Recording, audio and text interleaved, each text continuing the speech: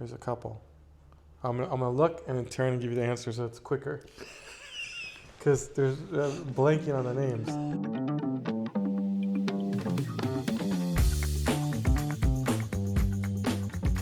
My name is Jose Guadalupe Jimenez Jr. I was born in Los Angeles. Ooh, what neighborhood? I was born in a small clinic in Hawthorne. Okay. But I was raised in West L.A.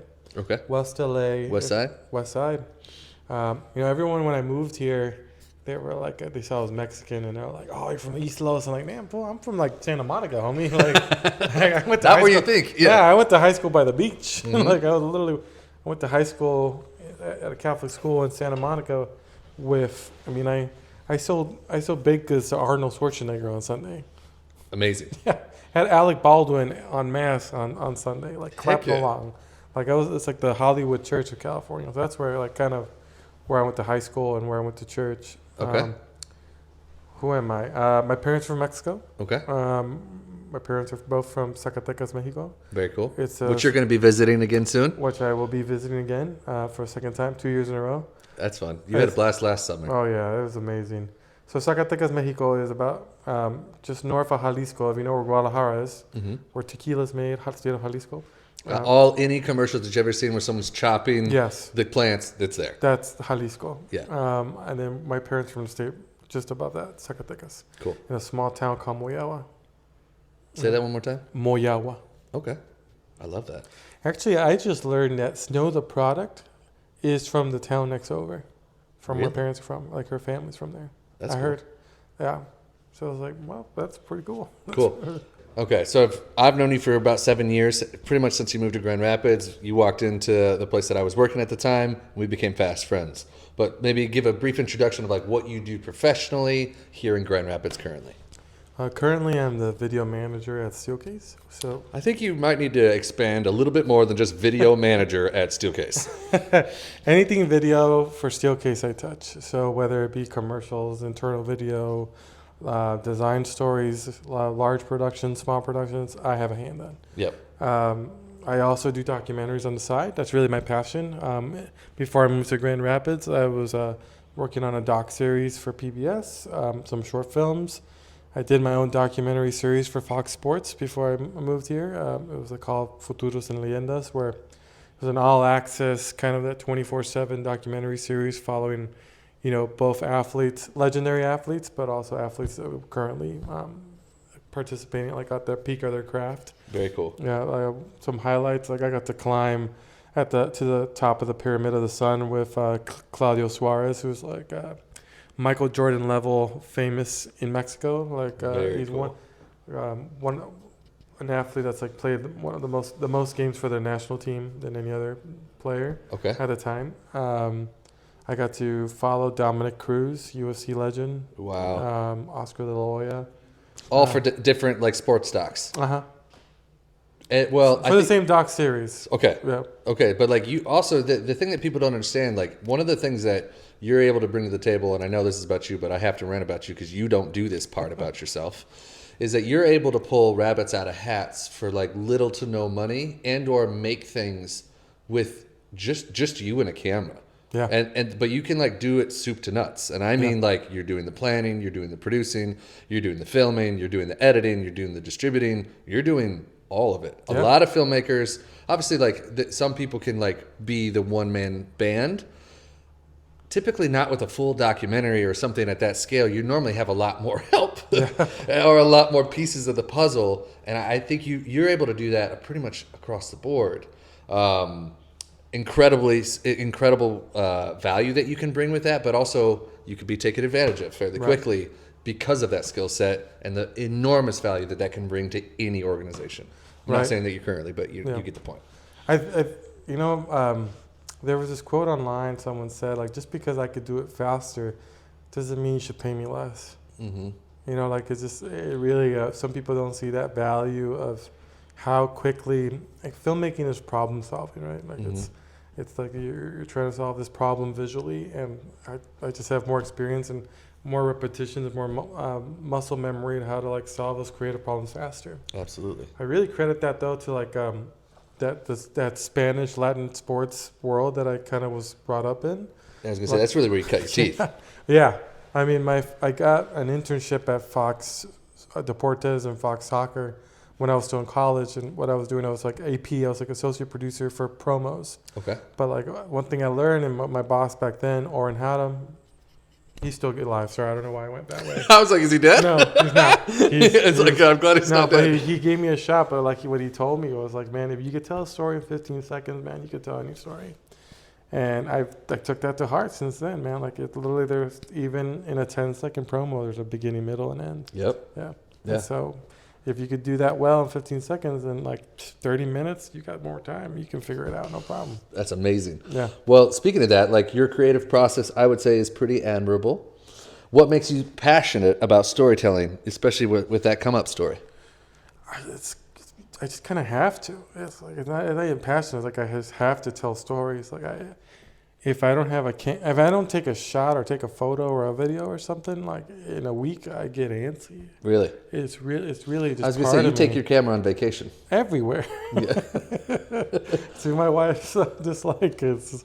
Well, my wife's also a really talented photographer, but like it's just part of me, and I've been that guy since high school though. Like I had a point and shoot in high school and took it on family vacations. I was the guy with the photo. My family makes fun of me that I never send them the photos. Oh, yeah, it's partly true. You have all of them, and they're like, "Oh, we've never seen them." Yep, it's very much true. But yeah, it's just who I am. Okay. Yeah. Well, I mean, why do you think that might be important right now, especially when it comes to storytelling in the state of the world? Being a storyteller, why do you think it might be important to be one? It's way more important. It's always important. I think right now it's more important because I think sometimes fear might cause us to not want to share stories because it's too scary or it's risky. But I think it's riskier not to tell stories right now. I think I think I should be doing a better job just filming and just telling stories every day, small, large, big. But I think that if we're quiet, I think you're referring to like the political situation and 47 being in office, and I think it's important more than ever is it's not to show that we're scared and that we're gonna hear the stories, hear the truth from our communities. Awesome. What fuels this for you? Because obviously you said you kind of have to, but everybody has capacity, like to keep going, or sometimes the capacity dwindles. What fuels you on a regular basis to kind of like keep telling these stories, and no matter the format, whether professionally or when it comes to a documentary? I guess there's some pride. I mean, like, look at my sweatshirt. Like, I mean, I'm proud of where my parents come from. And my dad, mom. I mean, for like their safety, I'm not going to give the details of their immigration story. Right. Per se, I'll save that for the movie I'm writing about. Right. But I mean, I'm a child of immigrants. You know, and this country's forming immigrants, and so seeing that injustice to immigrants around the country is like it's like you're mistreating my parents. So that passion, telling that story, that truth, that's what fuels me. It's like I know what immigrants are. Immigrants are the backbone of this country. It's what keeps this country going, and so I want to make sure that side is told. You know, I couldn't agree more. Speaking of those stories, we've been helping market your documentary a little bit, kind of sponsoring a little bit, trying to get the word out. Especially we had a screener back in January. We got more coming up too, which I'm really excited for. For those who haven't heard about this documentary, though, can you tell us about it? Yes, the documentary is called Citizen, the Gilmore Ramos Gomez story. The documentary is a short film about a Michigan-born Marine combat veteran that was nearly deported despite having his passport, his military dog tags, and his Michigan Real ID in his possession. He had all three. In his possession. And he was he like went to jail and then yes. Was then detained by ICE. Correct. And then despite having all those documents. Despite having all those documents, despite being arrested before, despite them knowing and that he was a citizen, they still try to deport him. And so what this film really does, I started filming this in 2018. I was following a different story. Kent County in Michigan had a contract with Immigration Customs Enforcement that reimbursed the county for holding people for ICE. One of the ways ICE is able to deport a lot of people don't know this, but they deport people. Someone will commit a nonviolent crime, go to jail. Instead of posting bail or be able to serve or go to their court date, ICE waits for them while they're posting bail, and then they take them to immigration. Oh my gosh. Yeah. So the city still gets their money, and now they're in a different system. Correct. That was back then. That was the county, not the city. Just to clarify. Yeah, that is a good clarification. Yeah, yes. Very Sorry, different. GR. I love Yeah. GR. Yeah. I mean, if you watch the film, you would have different thoughts about the city of GR. I do love GR, but the system is just kind of designed against people that look like me. I think that's the truth. Yeah. I think where I want to give you a full reign here, and this is a little bit of a rant, but I want you to feel free to also rant. I want to give you an opportunity to kind of have like a soapbox moment, and this is like intentional. And you can look at any of the cameras, you can look at me, whatever's the best for you. Like I really do want you to feel like this is going to go out to the people locally, especially, and we're going to share it as much as possible. But you've been posting a lot about current events on social media. It's clear that you're passionate about it. We've touched on it, some reasons why. I'd love to use the next few minutes to let you speak your mind, though. I don't feel like you necessarily get to speak your mind that often. You normally speak it through other people's stories. So tell us why you're worried, why you're frustrated, and why everyone should care. I think there's an opportunity here to change the narrative when it comes to immigration. A lot of people have been posting about immigrants not going to work because they're scared of getting deported. But I think there's an opportunity here to do a larger strike to show that power that immigrants have that we depend on. Because if they don't show up for work for a strike, it's the same action. It's not showing up for being fair. So it's all I really wish we just start changing that narrative and that perspective. I think we're kind of buying into this administration's goals of being scared, right? It's like they want us to be scared.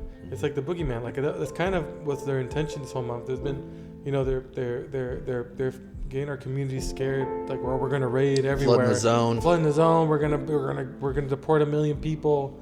There really hasn't been that kind of massive raid, so it's been really a huge scare tactic. So I just really hope that folks like myself, people in my community, allies, just kind of keep focusing on things we can control. Don't get overwhelmed by this administration's scare. It's scary. I'm not saying ignore it. There's some scary shit that he's signed, but I think the more we can focus on things we can control locally, we're going to be better off at the end. I think let's not worry about the scare tactics and just focus on what he's doing and what we can do immediately locally. And I think that they want us to just quit before we even try. Oppression is the illusion of fear. And so there's the administration's scared. Then they're properly scared because they know they don't have control. Yeah. So they're trying to seize control. They're trying to seize control. And so try.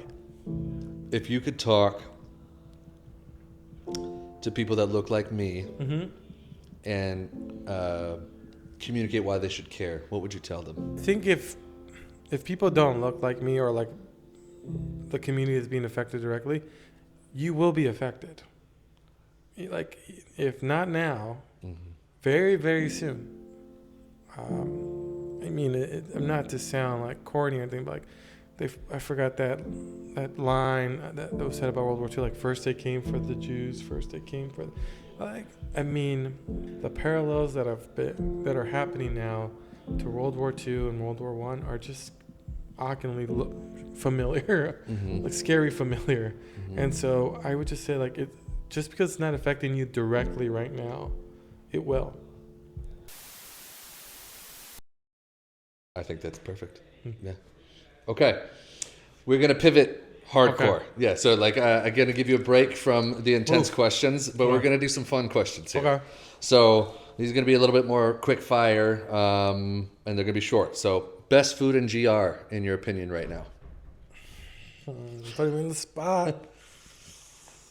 You got to tell me best Mexican food, best Indian food. Which one? Your personal favorite currently. I feel like it's the place on Division that you take us to all the time. What's the name of it? But maybe that's not your favorite. My personal favorite is El Globo. Which one? El Globo Where's that? on Division and Burton. Okay, cool. Why? It tastes like food from my home.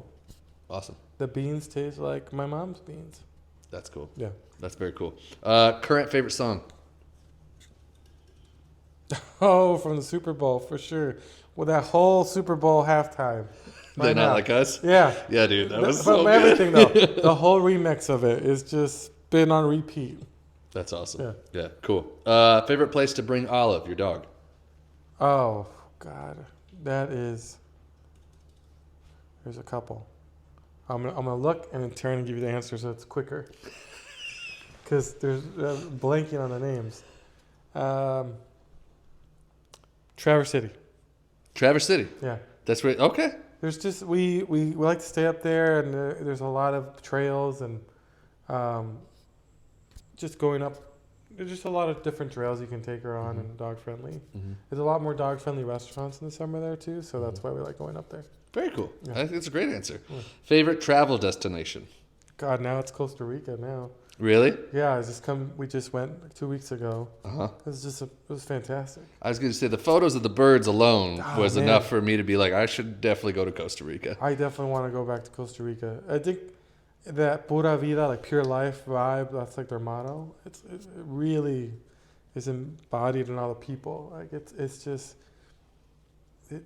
there's very similar to kind of like the Italian dolce far niente kind of like how sweet it is to do nothing. You know? That sounds, I mean, Right. from the photos and your Airbnb and the neighborhoods, everything that I got to see, it seems stupid pretty. And it's just like the weather. super chill. The weather too was just perfect. I mean, it was hot, but I mean, I hope it's hot. It's Costa Rica. yeah. But like, it was just beautiful. Oh. The nature. I felt like I was with nature, and I kind of had to follow nature's rules. Heck yeah. You know, like I had to okay, like there's bugs, there's this, that's fine. There's bats, but I wasn't worried. I was like, okay, they had their space. I had to respect them. I wasn't a very nice Airbnb, but they very much had to share it with some nature. That's awesome. Yeah. Okay. Best camera brand? Right now, Sony. Ooh. Why? Why Sony? The quality, even like getting to the nerdy details of like bit rate and the autofocus. Like they just know how to do it. And I don't even own a Sony. I own a Panasonic. I order a Panasonic because it has more value, more features for the value. But I was gonna say we work with a ton of people that definitely have Sonys like pretty regularly. It's just like the image qualities. Yeah, They know what they're doing right now. it's very true. Yeah. Very approachable camera. Yeah. Oil or lard? For my beans, oil. Okay. Red or white wine? Red. Yep. What was your favorite moment working with us so far? Oh, going to the bar in Lansing. The college bar? The college bar that we were like had no place being in where we walked in. Where we looked like everyone's parents. Yes, we definitely Except looked for like, Dom did. except for Dominic. Yes. Dominic Looked like we took Dom to his first college bar. That's exactly what it felt like. We were like the weird uncles. They were like, yeah we got to show you I the gotta ropes show of you the how bar. to talk. Here, go talk to this girl right here, Dom. We walked, dude, the place was weird because you walk in, it's like there's a big U-shaped bar, and then there's a dance floor this way, but then the dance floor opens up and it's a huge space with another bar. I was like, what? Where am I? I was very But it was excited. an Irish pub at the same time. That's right. That's like, see, I went to like a commuter school, so I didn't really get to party in college. The UCLA was probably about the closest college, like party school near me, but I didn't really have that many UCLA friends. So like going to those places, even my wife is like, you really just need like a summer in college and like in the dorms. just to get it out Just of your to system. get out of your system? Yeah, Yeah, I was like, yeah. I That- do. I That very checks much do. out. That definitely checks out. Yeah. All right, I have one more selfish question. This is really, it's not just like a favorite moment because I do agree that was a pretty fun moment.